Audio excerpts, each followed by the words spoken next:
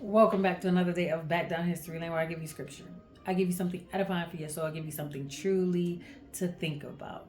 I am back, and I'm here with a story that I did about 2 years ago, and I broke this thing down. When I say 21 days with y'all, every morning about 6 o'clock, I showed up, and so here we are, 2 years later. This thing is still heavy on me, and I've actually been doing some deep diving again and rereading it and reading it from different books just to get a deeper understanding on some things. And I'm actually here to share. So I'm going to break it down, but I'm not going to give you everything today because it's so much. But I'm going to read from the book of Jasher.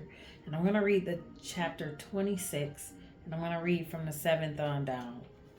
And it reads like this: For thou art Yah, Yahuwah. Our eyes are toward thee to give us a seed of men, as thou didst promise. For art thou Yah, and our eyes are directed toward thee only. And Yah heard the prayer of Isaac, the son of Abraham. And Yah was intrigued by him and Rebekah, his wife. So he allowed them to conceive. Those are my words. And in about 7 months after, the children started to struggle within her. And it pained her so greatly, and that she was weary on account of them. And she said to all the women who were in that land at the time, Did such a thing happen to you as it happened to me? And they said, No. And she said unto them, Why am I alone in this amongst all the women that were upon the earth? And she went to the land of Moriah to seek Yah on account of this matter. And she went to Shem and Eber, his sons, to make inquiries of them in this matter. And she said, Seek Yah in this thing for me, respecting me. And she also went to Abraham. She said, Abraham, go to Yah and ask him, what is happening to me? And they all inquired of Yah concerning this matter. And they came back to her with a word. And they said that Yah told them, these are my words, that Yah told them that two children, two nations are in your womb, and they shall rise. One nation shall be stronger than the other, and one, the older, shall serve the younger. And when her days to be delivered were completed, she knelt down, and behold, there were twins in her womb, as Yah had spoken to her. And I'm going to leave it there with the reading. But let me just give you a recap on what happened. First of all, it says in a little earlier verses that, and for you that don't know, we have Abraham. He had a son named Isaac.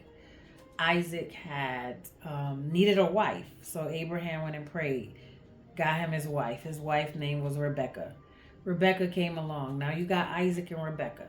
Rebecca now, they want kids, but they can't have children because she was barren. And so now the next thing to do is to go beg of Yah, like, please bless my wife. And that is what Isaac and Rebecca did. Now, let's just fast forward right here to where I just read. They've asked for these children. They've asked to conceive. And now Rebecca is barren. She's got a child within her, but something's happening inside of her stomach, and she's concerned. And it's like it's unwavering her. So she's asking the women that's around her, like, has this ever happened to you? Has this happened to you? And all of them are telling her no, they've never had any pains like that. Of what she's describing. So the next thing she does is she goes to Moriah, and she goes to the mountain to pray. And obviously that is where they sought after to pray to Yah. And so Shem is there. He's like the prophet that they go to. And she goes to Shem, and she's like, listen, these things are happening to me. Something's happening to me, and this is hurting. This is weird. And Shem is like, well, I never heard of this. Let me go ask Yah. Let me take this to him. But not only does she ask Shem, she's asking Abraham, like, go pray for me too. And so they all go. They go into prayer. They come back. And they tell her, listen, you got two nations in your womb. Not only are you pregnant with one, you prayed for to conceive, but he blessed you with two. And so in your womb are two nations, two children. And these children are going to rise up against each other. Not only are they going to rise up against each other, one is going to be stronger than the other. Not only that, the younger, the older, the first one that comes out will serve the younger. My goodness. And soon as time went by, she had the children. And I left off at the part where she conceived two children. So that confirmation that they brought her was so on point. And I'm going to leave that there. I'll come back with some more. But I just want to just talk about that one little part. What was inside of her womb that she couldn't describe to anybody the pain that she was feeling. These two twins were in her womb fighting, and it was paining her. And so here we are today. How can I tie that in today? It said, Yah told her in Revelation and revealing to her that there were two nations in her womb.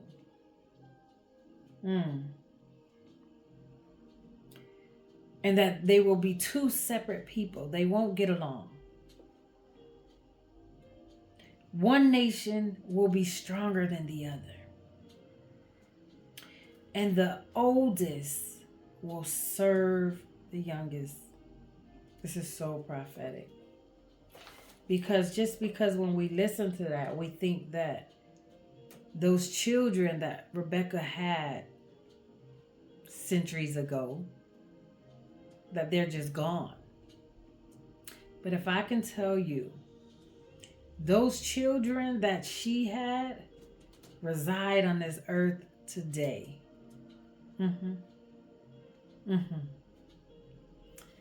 Not only do they reside, it is evident that there are two different nations. There are two different people that just don't get along. And I'm not talking like and sit at a table and break bread. I'm talking one is stronger than the other. One suppresses the other.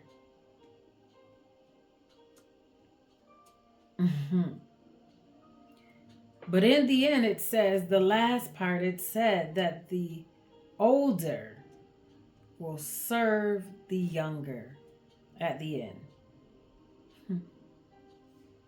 I'm going to sit that there until I bring the rest and bring it all together. But the story has so much meaning, so much prophecy, that this is the importance of reading your word, because we say that life does not come with a manual. It says, we tend to say that there's no script to understand what is happening today before our eyes. Well, I tell you, if you keep reading this story alone with Jacob and Esau, you'll get it. You should get it. I pray that Yahuwah pricks your heart and your mind to get it. But those two nations still reside today. That rest here on this earth together.